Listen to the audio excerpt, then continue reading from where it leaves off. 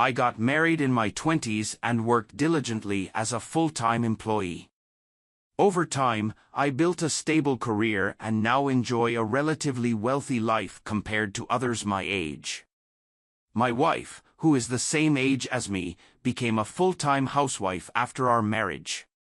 We had a daughter, and for a while, our life was peaceful and happy. One day, my mother-in-law approached me with an unusual request. "I wonder if you can lighten my daughter's workload a little. Children are at their cutest now, after all." I was puzzled. My wife was a full-time housewife. What work was she doing? I dismissed it at first, but as I listened more carefully, I realized she had been leaving our daughter with her mother every weekday because she had started working part-time. I didn't understand why my wife needed to work, but I assumed she just wanted an excuse to socialize with friends without upsetting her strict mother. That night, I confronted her. "Your mother told me you've been working. I feel bad for her having to watch our daughter all the time, so maybe you should cut back a little." My wife laughed it off and apologized, saying she'd try to be more mindful. After that, she stopped leaving our daughter with her mother-in-law, and I let the matter drop. In hindsight, I should have questioned her behavior more. Wanting to support her, I took on more household chores and encouraged her to go out on weekends. But then, one day, my daughter told me something that sent a chill down my spine. While walking to the park, she suddenly said, "Mommy is being bullied by her friends." She looked up at me with tears in her eyes. "Bullied? What do you mean?" I asked, but she clammed up, as if she had been told not to speak further. Eventually, through sobs, she muttered, "I don't like that brother." That one comment changed everything. Even as someone usually oblivious to subtleties, I immediately knew my wife was cheating. I confided in a friend, who suggested I install a voice recorder at home. The next day, I retrieved the recording.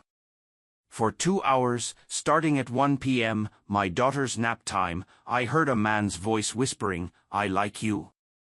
Then, unmistakably, the sounds of betrayal filled the room. My wife called out the man's name. It felt like my world shattered in an instant. I struggled to focus at work, and my colleagues noticed. My wife, however, seemed unfazed, even as she continued meeting with Masao, the man she was cheating with. Determined to gather solid proof, I hired a private investigator.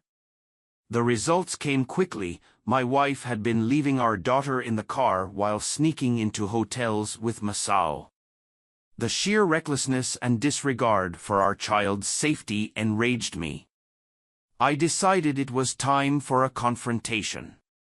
I called my in-laws to our home and, in front of everyone, demanded my wife explain herself. She feigned ignorance until I threw the photographic evidence onto the table. "No, no. This is a mistake," she cried. "A mistake?" I snapped. "You abandoned our daughter in a car to meet your lover. How can you call yourself a mother?" She broke down in tears, offering no defense. Even with irrefutable evidence, she clung to her lies. I told her bluntly, "I can't trust you anymore. We're getting divorced." She refused, acting as if nothing had happened. A week passed, and I grew impatient. When I told her I'd inform her parents again, she panicked, promising to confess everything. But when I checked with my mother-in-law, she had only said, "My husband got mad at me, and I don't know what to do." Furious, I gathered my in-laws once more and showed them everything, the photos, the voice recordings. As my wife desperately tried to stop me from playing the damning evidence, her father snapped. He grabbed her hair, forcing her to bow in apology. The sight was hellish. My wife wailed, my in-laws sobbed, and I stood there, empty. I formally demanded a divorce and sought compensation. I also personally visited Masao's workplace, informing his superiors of his actions. In the end, my wife and I divorced, and I won full custody of our daughter.